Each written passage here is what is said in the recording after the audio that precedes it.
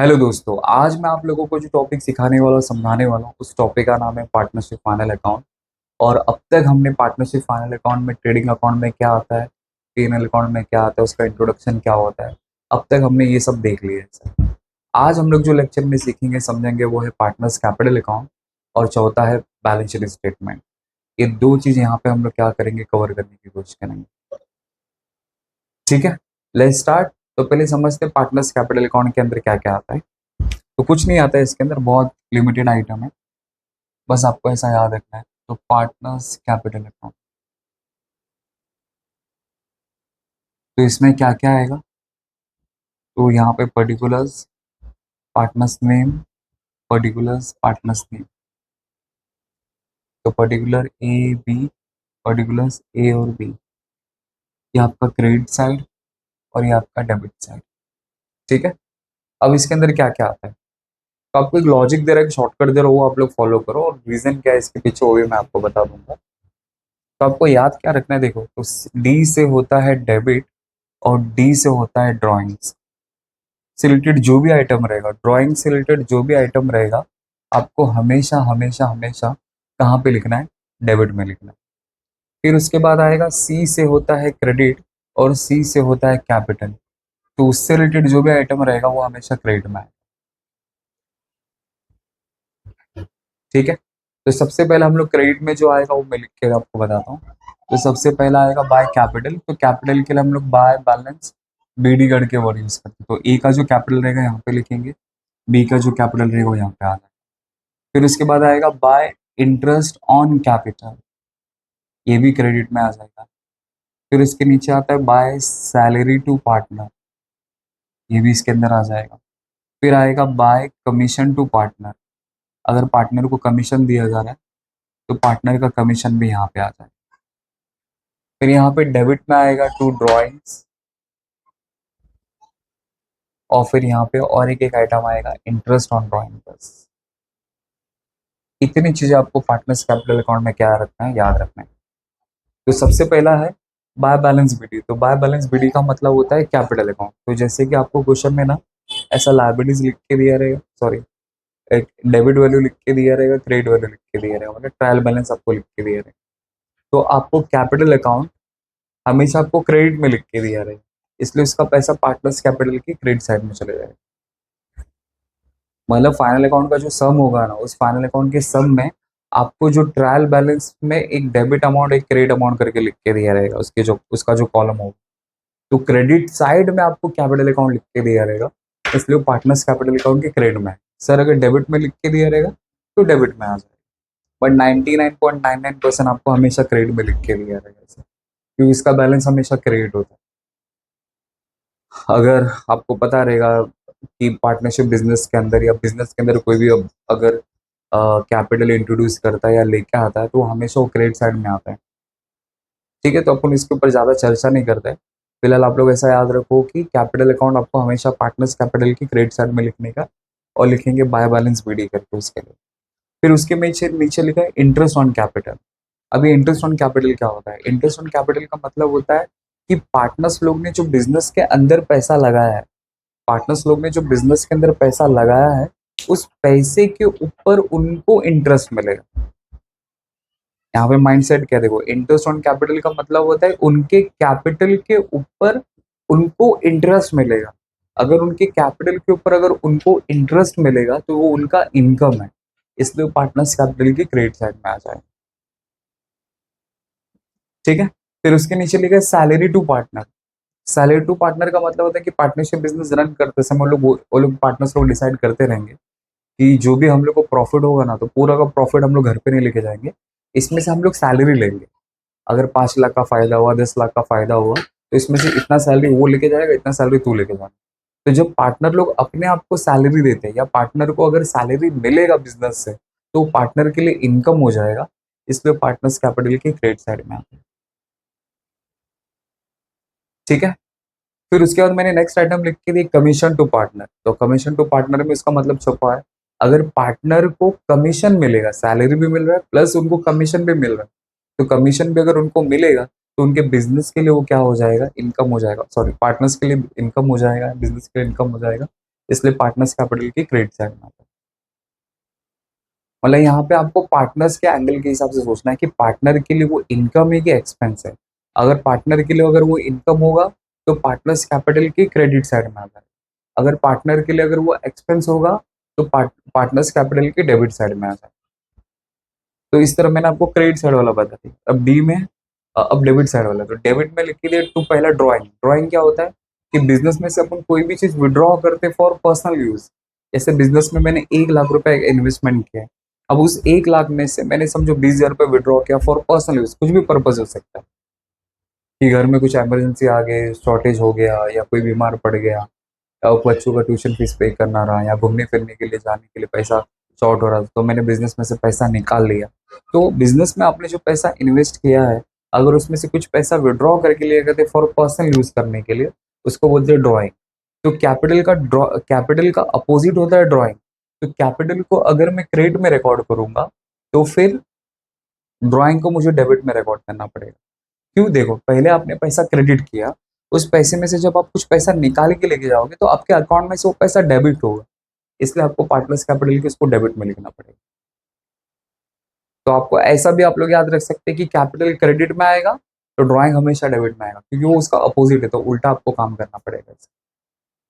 फिर उसके बाद मैंने उसके नीचे लिखा है इंटरेस्ट ऑन ड्राइंग। तो इंटरेस्ट ऑन ड्राइंग का मतलब क्या होता है कि बिजनेस में से हमने जो पैसा विड्रॉ किया है, बिजनेस के अंदर जो पैसा रखा हुआ था, वो अगर पैसा मैं विड्रॉ करके लेके जाऊंगा तो मुझे उसके ऊपर इंटरेस्ट पे करना पड़ेगा। मतलब पार्टनर को उस पैसे के ऊपर इंटरेस्ट पे करना पड़ेगा। तो पार्टनर के लिए वो एक्सपेंस है, इसलिए वो पार्टनर्स कैपिटल के डेबिट साइड में है। बट हमेशा इसके ऊपर तो एडजस्टमेंट रहता है। बट मैं मोटा मोटा आपको मैं ऐसा बता रहा हूँ कि पार्टनर्स कैपिटल अकाउंट में यही लिमिटेड आइटम आती है, इससे ज्यादा कुछ नहीं आता है। तो कैपिटल से रिलेटेड जो कुछ भी रहेगा वो आपको क्रेडिट में लिखने का, एंड ड्राइंग से रिलेटेड जो भी आइटम रहेगा वो आपको डेबिट में लिखने का। सिर्फ दो एक्स्ट्रा नाम आपको याद रखना है, salary to partner, commission to partner, बस।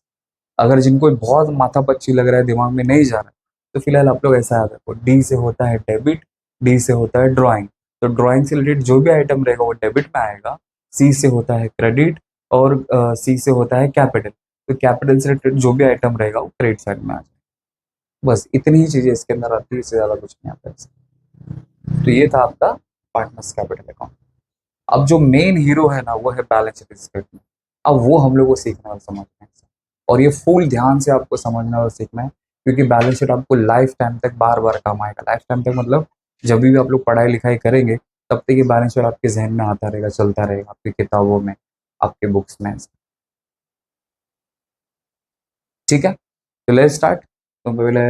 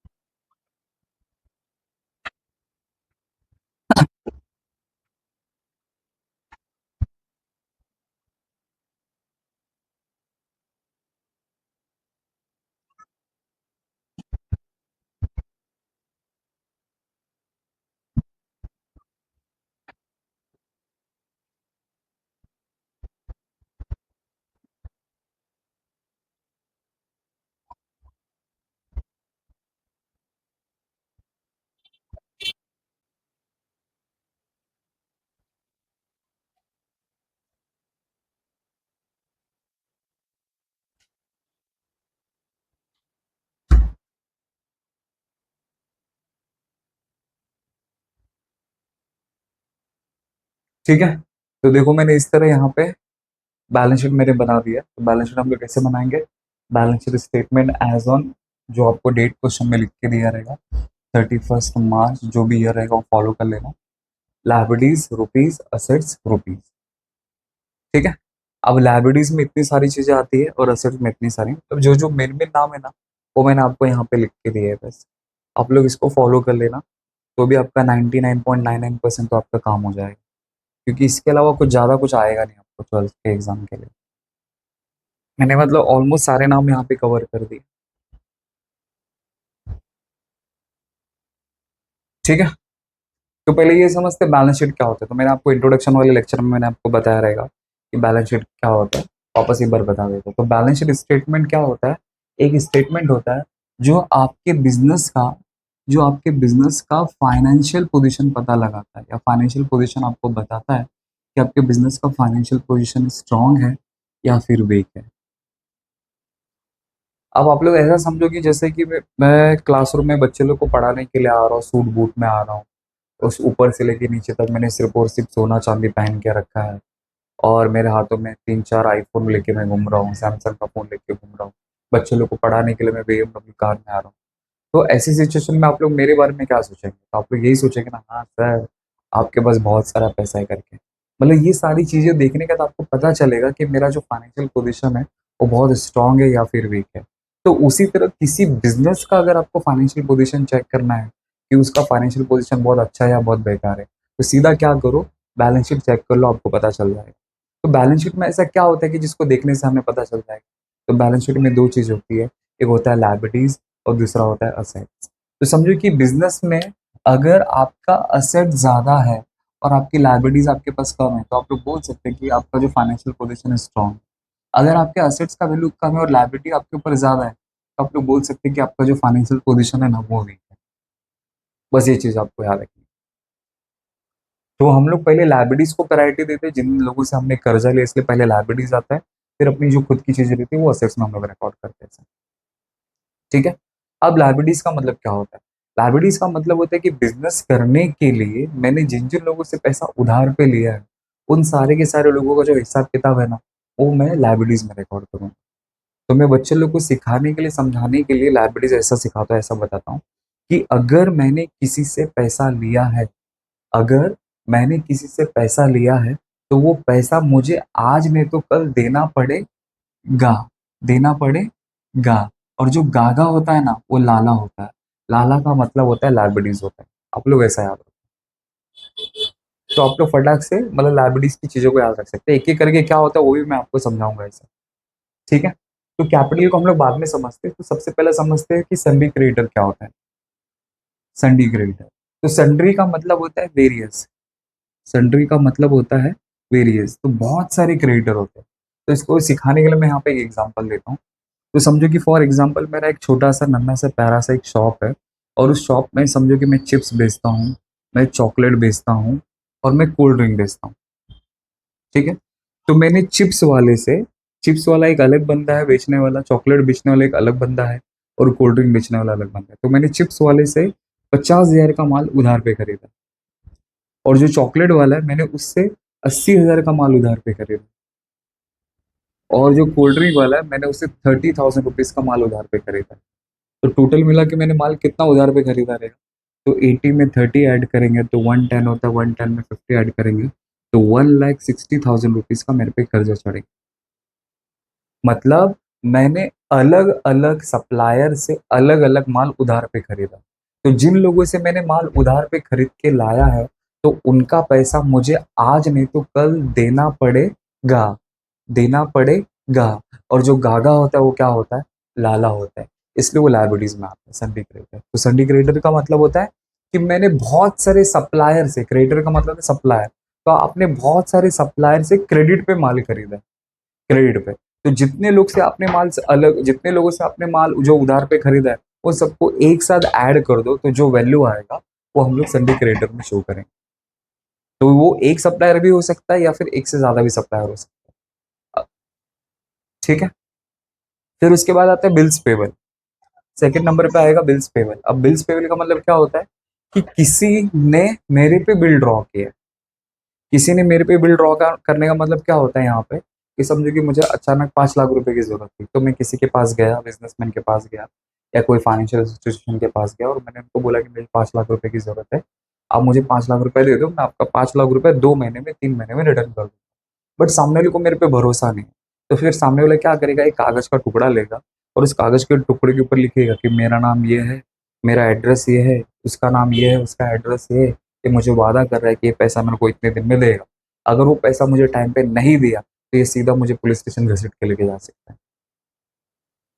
तो मतलब मैंने उसको राइटिंग में लिख के दिया, मतलब वो राइटिंग में लिखेगा फिर मेरे को उसके ऊपर साइन करके देना पड़ेगा। तो किसी ने मेरे पे बिल बनाया है 5 लाख रुपए का, 10 लाख रुपए का, 15 लाख रुपए का और मैं उसको प्रॉमिस कर रहा हूँ कि आपका पैसा मैं 2 महीने के बाद, 3 महीने के बाद पैसा पे करूँगा। तो ये पैसा मुझे आज नहीं तो कल देना पड़ेगा। और जो गागा होता है वो क्या होता है, लाला होता है। इसलिए बिल्स पेबल लायबिलिटीज में रिकॉर्ड करते हैं। अगर आपके पास एक बिल रहेगा तो एक बिल का वैल्यू लिखो, 5 बिल का रहेगा पैसा तो 5 बिल का पैसा यहाँ पे लिखो। तो सबको एक साथ ऐड करके यहाँ पे लिखो। फिर तीसरा है, ये मैंने यहाँ पे लिखा है बैंक लोन। अब बैंक लोन क्या होता है तो हर किसी को पता रहेगा। तो बैंक लोन का मतलब होता है कि बिजनेस करने के लिए मैंने बैंक से लोन लिया है। तो जो मैंने बैंक से लोन लिया है वो पैसा मुझे आज नहीं तो कल पे करना पड़ेगा। और जो गागा होता है वो क्या होता है, लाला होता है। लाला मतलब लायबिलिटीज होता है। इसलिए बैंक लोन को हम लोग क्या करते हैं, लायबिलिटीज में रिकॉर्ड करते हैं। ठीक है। फिर नेक्स्ट मैंने लिखा है बैंक ओवरड्राफ्ट। अब ये बैंक ओवरड्राफ्ट क्या होता है, तो बहुत सारे बच्चे लोगों को समझता है, बहुत सारे बच्चे लोगों को नहीं समझता। तो मैं इसका एग्जांपल देके यहाँ पे आपको समझाता हूँ। तो यहाँ पे आप लोग ऐसा समझो कि जो बड़े बड़े बिजनेसमैन लोग रहते हैं ना, बिजनेसमैन लोग, वो लोग क्या करते हैं, बैंक में करंट अकाउंट ओपन करते हैं। तो करंट अकाउंट एक ऐसा अकाउंट होता है जिसको छूने से करंट लगता है, उसको बोलते हैं करंट अकाउंट। तो ऐसा नहीं है। करंट अकाउंट वो अकाउंट होता है जिसमें आप कितनी बार भी पैसा डिपॉजिट कर सकते हो, कितनी बार भी पैसा विड्रॉ कर सकते हो। इसमें कोई रेस्ट्रिक्शन नहीं होता है।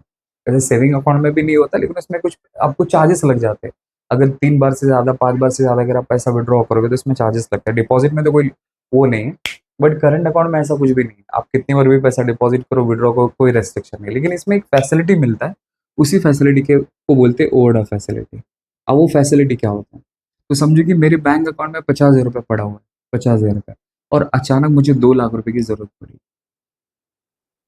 मेरे बैंक में 50,000 रुपये पड़ा है और अचानक मुझे 2 लाख रुपए की जरूरत पड़ी। तो बैंक वाला मुझे 2 लाख रुपए दे देगा। क्यों देगा, क्योंकि बैंक वाला मेरा ससुर है। ऐसा है क्या, नहीं। तो बैंक वाला मुझे इसलिए पैसा देगा क्योंकि मैंने बैंक में करंट अकाउंट ओपन किया। तो करंट अकाउंट में सामने वाले बिजनेस का स्टेटस चेक करके बैंक उनको लिमिट ऑफर करती है, क्या आप इतने अमाउंट तक पैसा विड्रॉ कर सकते हो। अगर आपके अकाउंट में पैसा भी नहीं होगा तो आप हमसे इतना पैसा लेके जा सकते हो। लेकिन आपको शॉर्ट पीरियड में आपको उसको पैसा रिटर्न करना पड़ेगा, 10 दिन, 15 दिन में, 1 महीने के अंदर ऐसा। तो अगर वो टाइम पीरियड में अगर आप लोग पैसा नहीं पे करेंगे तो फिर उसके ऊपर आपको इंटरेस्ट लगना शुरू हो जाएगा। तो बताओ कि मैंने यहाँ से बैंक में से कितना ओवर पैसा निकाला। मेरे अकाउंट में 50,000 रुपया पड़ा है और मुझे 2 लाख रुपए की जरूरत है, तो मैंने बैंक से यहाँ पे 1.5 लाख रुपए ओवर पैसा निकाला। 1,50,000, ये मैंने ओवर पैसा निकाला। तो ये जो 1,50,000, ये जो मैंने ओवर पैसा निकाला ना, इसी को बोला जाता है बैंक ओवरड्राफ्ट। तो ये जो मैंने ओवर पैसा निकाला है, तो ये पैसा मुझे आज नहीं तो कल पे करना पड़ेगा। और जो गागा होता है वो क्या होता है, लाला होता है। इसलिए लाइबिलिटीज में बैंक ओवरड्राफ्ट आता है। ठीक है। फिर उसके बाद नेक्स्ट आइटम है आउटस्टैंडिंग एक्सपेंस। आउटस्टैंडिंग एक्सपेंस को आप लोग अनपेड एक्सपेंस भी बोल सकते हैं, अनपेड एक्सपेंस। अब ये होता क्या है, अब आउटस्टैंडिंग एक्सपेंस का मतलब आप लोग ऐसा समझो कि जैसे कि मुझे अपने वर्कर की सैलरी पे करना बाकी है। मैंने अपने वर्कर का 2 महीने का सैलरी पे नहीं किया क्योंकि मेरे बिजनेस का फाइनेंशियल कंडीशन थोड़ा खराब हो गया था। अब बिजनेस लॉस में गया, इसलिए 2 महीने की मैं सैलरी पे नहीं कर पाया। तो उसी तरह मैंने अपनी फैक्ट्री का रेंट 3 महीने का पे नहीं कर पाया, ऑफिस रेंट में 4 महीने का पे नहीं कर पाया, इलेक्ट्रिसिटी बिल में 1 महीने का भर नहीं पाया। तो रीजन कुछ भी हो सकता है, मतलब कोई भी आपके बिजनेस का खर्चा जो आपको पे करना था और आपने इसको पे नहीं किया। तो जो खर्चा आपने आज पे नहीं किया, कल को तो आपको पे करना पड़ेगा। तो जो खर्चा मुझे फ्यूचर में पे करना पड़ेगा, और उस खर्चे को अपन क्या बोलते हैं मालूम है, आउटस्टैंडिंग एक्सपेंस बोलते हैं। क्योंकि वो खर्चा मुझे आज नहीं तो कल पे करना पड़ेगा, तो ये मेरे लिए क्या बन जाएगा, लायबिलिटीज बन जाएगा। तो जैसे कि आपको रेंट पे करना है, वर्कर की सैलरी पे करना है, या ऑफिस का रेंट पे करना है, या फैक्ट्री का रेंट पे करना है, कोई भी खर्चा हो सकता है। तो आपको क्वेश्चन में लिख के दिया रहेगा कि फलाना आपका खर्चा पे करना बाकी है, तो सीधा आप लोग क्या करेंगे, उसको लायबिलिटीज में रिकॉर्ड कर देंगे। ठीक है। नेक्स्ट है सिक्स्थ आइटम, जिसका नाम है इनकम रिसीव्ड इन एडवांस। अब ये क्या होता है, इनकम रिसीव्ड इन एडवांस का मतलब क्या होता है कि मैंने कस्टमर से एडवांस में पैसा लेके रखा है। मैंने कस्टमर से एडवांस में पैसा रखा है क्योंकि फ्यूचर में मुझे उसके लिए काम करना पड़ेगा। अब जैसे कि फॉर एग्जांपल आज की तारीख में आप लोग 12th में हो, ठीक है, आप मुझसे बहुत ज्यादा इंप्रेस्ड हो, तो आपने 13 का ही आधा पैसा मुझे अभी फीस पे कर दिया। अभी नेक्स्ट ईयर में आप लोग 13 में जाओगे, तो 13 का हाफ फीस आपने मुझे अभी पे कर दिया। तो मुझे नेक्स्ट ईयर का इनकम ये साल में मिल गया। तो ये मेरे पर लायबिलिटी बन जाएगी। लायबिलिटी कैसे बन जाएगी? क्योंकि मैंने आपसे जो पैसा लिया है, तो इस पैसे की वजह से मुझे आपको फ्यूचर में पढ़ाना पड़ेगा। और जो गागा होता है वो क्या होता है? लाला होता है। लाला मतलब लायबिलिटीज होता है। इसलिए लायबिलिटीज में इनकम रिसीव्ड इन एडवांस का रिकॉर्ड किया है, क्योंकि आपने किसी से पैसा एडवांस में उठा लिया ऐसा, तो इसलिए आपको फ्यूचर में उसके लिए काम करना पड़ेगा, इसलिए वो लायबिलिटीज में आती है। ठीक है, अब लास्ट आइटम बचता है जिसका नाम है कैपिटल अकाउंट। अब कैपिटल के लिए थोड़ा माइंड शायद आपका सेट नहीं हो पाई, ये लायबिलिटीज में क्यों आता है, तो जस्ट आपको एक आइडिया दे के समझा रहा हूँ कि वो माइंड सेट करोगे तो आपको इजीली समझेगा। तो देखो, अब जो बिजनेस होता है ना वो अलग चीज है, और जो बिजनेसमैन होता है वो अलग है, तो दोनों एक सेपरेट थिंग्स है, बिजनेस और बिजनेसमैन। तो बिजनेसमैन ने बिजनेस में 5 लाख रुपया इन्वेस्ट किया है। अपन ऐसे ही बात करते हैं, अगर कोई बिजनेसमैन बिजनेस के अंदर 10 लाख रुपए इन्वेस्ट करता है, 20 लाख रुपए इन्वेस्ट करता है, या 30 लाख रुपए इन्वेस्ट करता है, तो ऐसे सिनारे में आपको क्या सोचना है मालूम है? कि बिजनेसमैन ने बिजनेस को कर्जा दिया है। बिजनेसमैन ने बिजनेस को क्या कर दिया है? कर्जा दे दिया है। तो बिजनेस की वो क्या बन जाएगी? लायबिलिटीज बन जाएगी, कि कल को ये बिजनेस अगर बंद होने वाला रहेगा तो बिजनेस की ये रिस्पॉन्सिबिलिटी या फिर इसकी लायबिलिटी है कि बिजनेसमैन को ये पैसा आज नहीं तो कल रिटर्न करना पड़ेगा। और जो गागा होता है वो क्या होता है? लाला होता है, मतलब लायबिलिटीज होता है।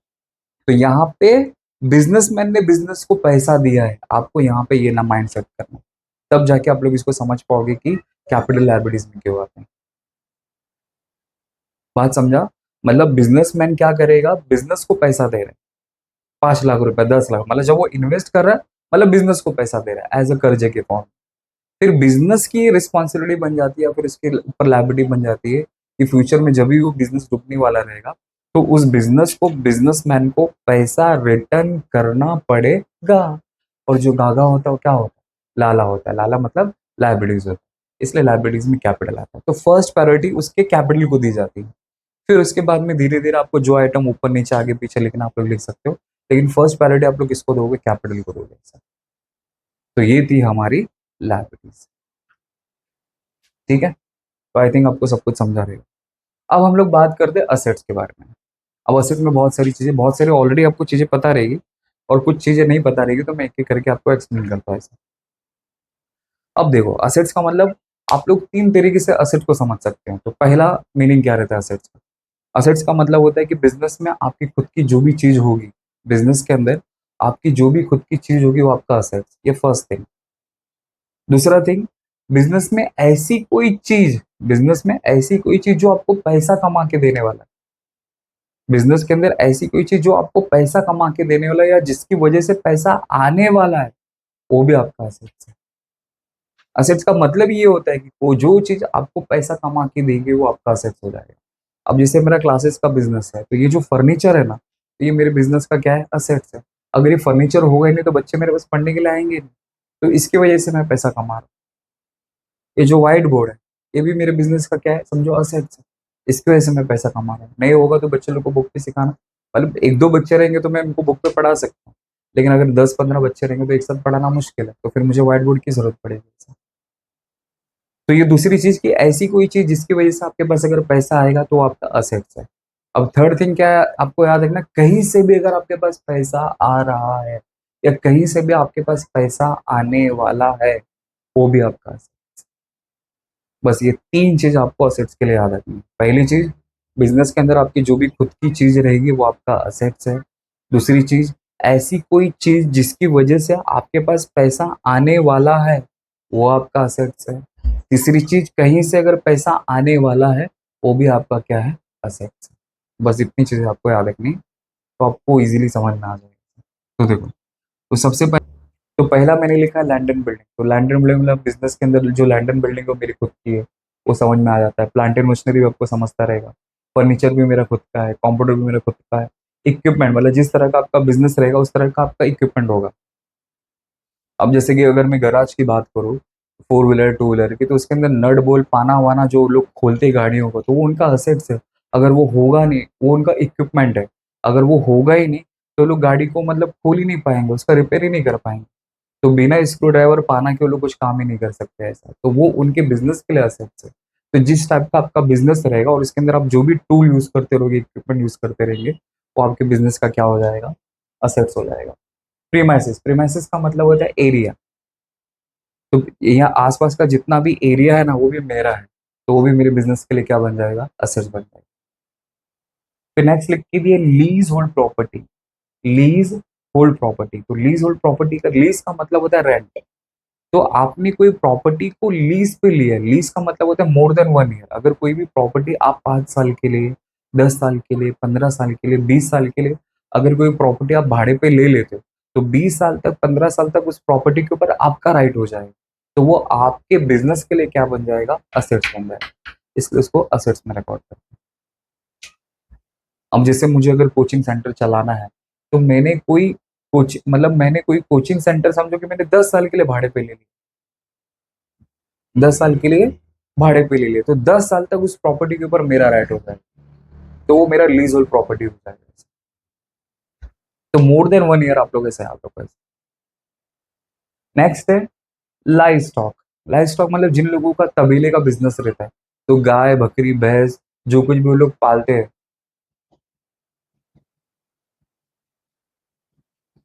नेक्स्ट लिखा है लाइव स्टॉक। लाइव स्टॉक का मतलब होता है कि जिन लोगों का तबेले का बिजनेस रहता है, वो लोग जहाँ पे गाय, बकरी, भैंस पालते हैं, तो उससे दूध निकाल के लोग क्या करते हैं, मार्केट में बेचते हैं, दही बना के मार्केट में बेचते हैं, घी बना के मार्केट में बेचते हैं। अगर वो चीज, अगर उनके पास गाय, बकरी, भैंस अगर होगी नहीं ना, तो वो लोग अपना धंधा पानी कर ही नहीं सकते ऐसे। तो उन लोगों के लिए गाय, बकरी, भैंस क्या हो जाएगा उनमें, लाइव स्टॉक हो जाएगा। और लाइव स्टॉक उनके बिजनेस के लिए क्या है, असेट्स है। अगर वो होगा नहीं तो पैसा ही नहीं कमा पाएंगे। तो असेट्स का मतलब वही होता है कि ऐसी कोई चीज जिसके बेसिस पे आप पैसा कमा सकते हो, वो आपका असेट्स है। ठीक है। नेक्स्ट है गुडविल। गुडविल का मतलब होता है रेपुटेशन। मार्केट में मेरा नाम है, मैं अपने नाम से पैसा कमा रहा हूँ। अब मैं अपने नाम से पैसा कैसे कमा रहा हूँ, तो जैसे कि आप लोग को पता रहेगा, पता है क्या, सबको ही पता है। अब जैसा मैं यहाँ पे थोड़ा मिटा देता हूँ, जैसे कि फॉर एग्जाम्पल आईफोन। आईफोन की जो वैल्यू है वो 1 लाख रुपए के ऊपर है। कोई फोन आपको 1,50,000, 1,30,000, 1,60,000, मतलब जिस तरह का आप वर्जन लोगे उसके हिसाब से आपको फोन देखने के मिले। क्योंकि क्या लगता है कि किसी फोन को बनाने के लिए इतना खर्चा लग सकता है क्या? नहीं, अगर बहुत अच्छी क्वालिटी का कोई अगर आप लोग फोन बना रहे हो, तो चलो मोटा मोटी मैं ऐसा समझता हूँ कि फोन को बनाने के लिए 40,000 का खर्चा आता है। सारे उसके अंदर जो भी equipment, motherboard, speaker, screen touch, जो कुछ भी उसके अंदर लगता रहेगा, मैक्स टू मैक्स 40,000 लगता रहेगा समझा। लेकिन आईफोन कितने में बेचा जा रहा है, 1 लाख रुपए में बेचा रहा है। तो 1 लाख में क्यों बेच रहा है? क्योंकि उसका ब्रांड वैल्यू बन चुका है 60,000।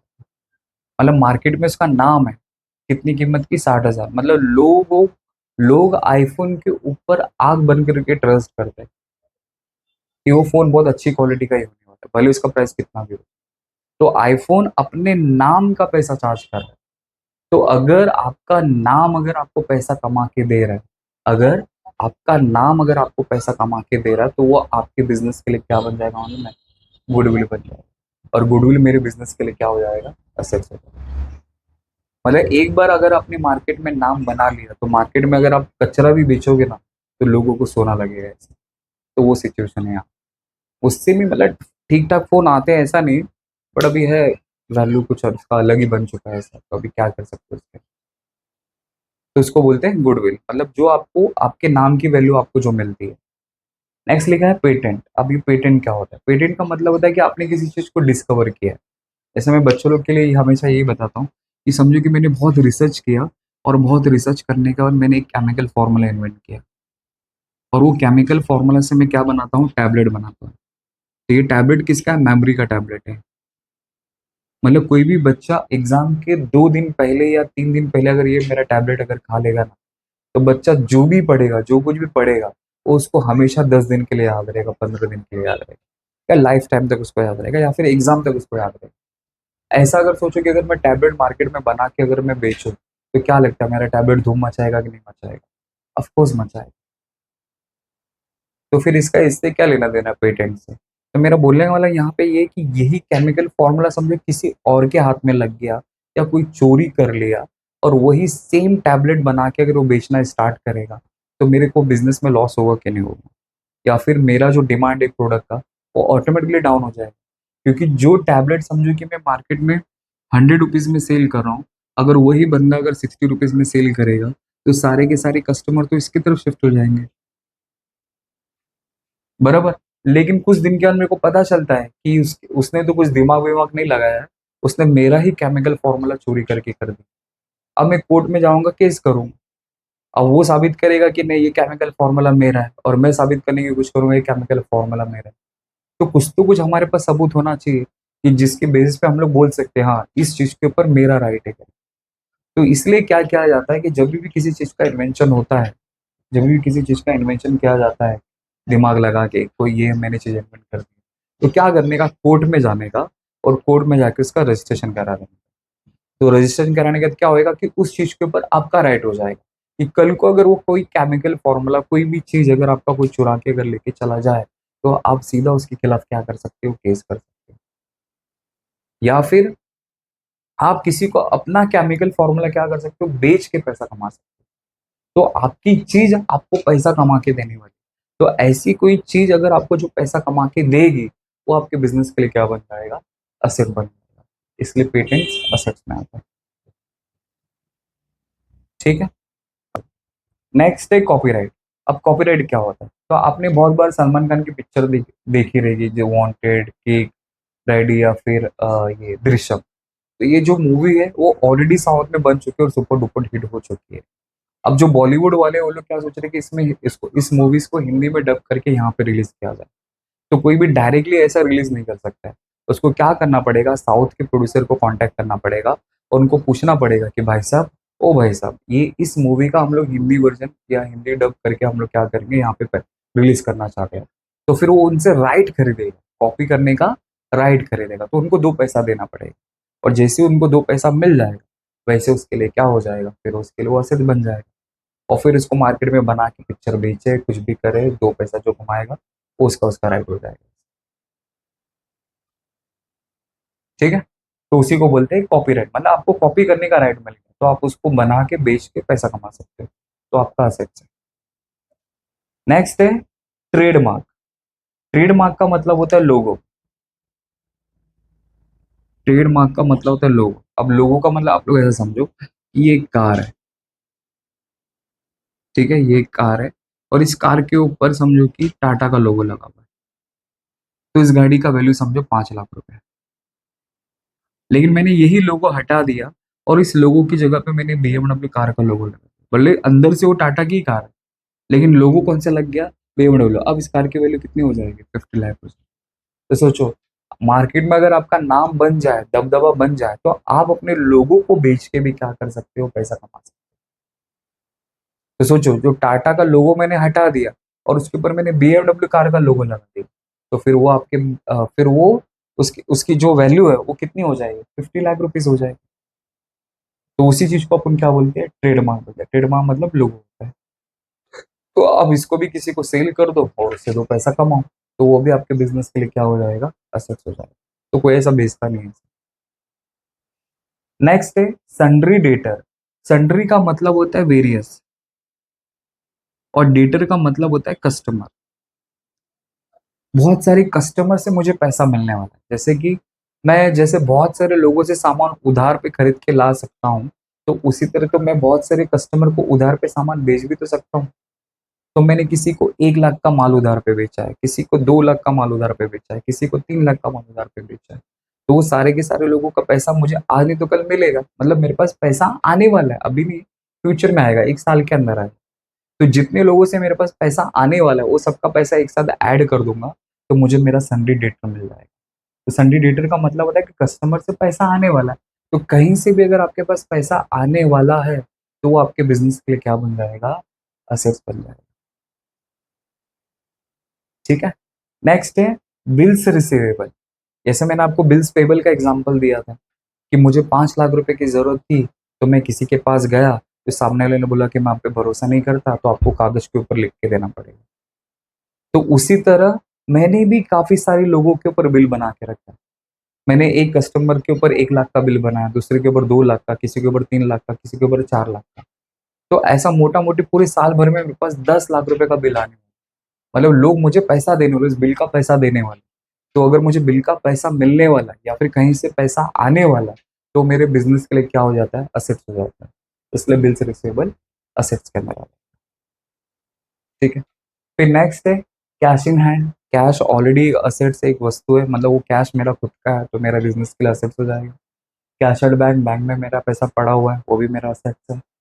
क्लोजिंग स्टॉक, जो बचा हुआ स्टॉक रहेगा बिजनेस के अंदर, वो भी किसका रहेगा, वो मेरा खुद का रहेगा, तो वो भी मेरा असेट्स है। वो असेट मतलब कोई भी एक वस्तु, कोई भी एक चीज जो आपकी खुद की है। तो समझो कि पूरे साल भर में मैंने 1,000 मार्कर बेचा, और 1,000 में से 200 मार्कर लास्ट में मेरे पास बच गया, तो ये जो 200 मार्कर बचा, ये मेरा क्या बन जाएगा, असेट बन जाएगा, मेरी खुद की चीज है। Next, prepaid expense. Prepaid expense का मतलब होता है एडवांस। मतलब आपने कोई खर्चा एडवांस में दे के रखा है, आपने कोई खर्चा एडवांस में दे के रखा है, तो सर ये असेट्स में कैसे आएगा। सही बात है। अब एडवांस में क्या खर्चा दे के रखा है, ऐसा हो सकता है कि जैसे कि मैंने वर्कर लोग को सैलरी 2 महीने का एडवांस में दे के रखा है, या फिर मैंने रेंट 3 महीने का एडवांस में दे के रखा है, या फिर इंश्योरेंस का मैंने पैसा समझो कि मैंने 4 महीने का एडवांस में दे के रखा है। तो कोई भी खर्चा मैंने किसी को एडवांस में दे के रखा है, तो एडवांस में, एडवांस का मतलब होता है कि नेक्स्ट ईयर का जो पैसा मुझे नेक्स्ट ईयर में देना था, मैं अभी दे के रखा हूँ। ठीक है। तो अब सोचो किस में आएगा। तो हम लोग जो फाइनल अकाउंट बनाते हैं ना, उसमें सिर्फ हिसाब किताब 1 साल का ही आना चाहिए। अब अगर मैं ट्रेडिंग अकाउंट बनाता हूँ, प्रॉफिट एंड लॉस अकाउंट बनाता हूँ, पार्टनर्स कैपिटल अकाउंट बनाता हूँ, तो ट्रेडिंग अकाउंट में भी जो खर्चा आएगा 1 साल का आएगा। 1 साल से ज्यादा का जो भी खर्चा रहेगा, आपको उसको निकाल के फेंकना पड़ेगा, तो वो ट्रेडिंग में नहीं आ सकता, पीएनएल में नहीं आ सकता, पार्टनर्स कैपिटल में नहीं आ सकता, बैलेंस शीट में लाइबिलिटीज लाइबिलिटीज में कर्जे में नहीं आ सकता। तो बिजनेस में खुद का, अगर खुद की चीज कहाँ पे बचे, वो असेट्स में बचा है। तो जो चीज कहीं पे नहीं आ सकता है, जो चीज कहीं पे भी रिकॉर्ड नहीं हो सकता है, वो कहाँ पे रिकॉर्ड होगा, असेट्स में रिकॉर्ड होगा। इसलिए असेट्स में प्रीपेड एक्सपेंस, मतलब प्रीपेड एक्सपेंस असेट्स में आता है। ऐसा आपको याद रखना है। मतलब बोलेंगे सर ये तो हमारी कोई वस्तु नहीं हुई, वही मैं बोला ना, ये असेट मतलब आपके घर में, मतलब असेट्स का मतलब आप समझो कि आपका खुद का घर है, तो जो चीज कहीं पे नहीं आ सकती वो इधर आ जाएगी। तो इसलिए प्रीपेड एक्सपेंस असेट्स में आता है। नेक्स्ट है इन्वेस्टमेंट। मतलब मैंने प्रॉपर्टी में पैसा इन्वेस्ट किया है, गोल्ड में पैसा इन्वेस्ट किया है, शेयर्स में पैसा इन्वेस्ट किया है, तो ये मेरा इन्वेस्टमेंट हो गया, और इन्वेस्टमेंट मुझे पैसा कमा के देगा, तो ये इन्वेस्टमेंट मेरे लिए क्या हो जाएगा, असेट्स हो जाएगा। नेक्स्ट है मोटर कार। बिजनेस के अंदर जो मोटर कार है मेरी खुद की है, वो भी मेरे बिजनेस के लिए क्या हो जाएगा, असेट्स हो जाएगा। बस इतनी चीजें आपको बैलेंस शीट के लिए याद रखनी है, बाकी और कुछ नहीं है सर। मतलब इतनी चीजें अगर आपके दिमाग में, आपके जहन में फिट हो गया ना, तो बैलेंस शीट, मतलब फाइनल अकाउंट या फिर जो भी टॉपिक्स रहेंगे, आप लोग इजीली इसको क्या कर सकते हैं, सॉल्व कर सकते हैं। ठीक है। तो आई होप आप लोगों को समझ में आया रहेगा। ठीक है। Thank you so much.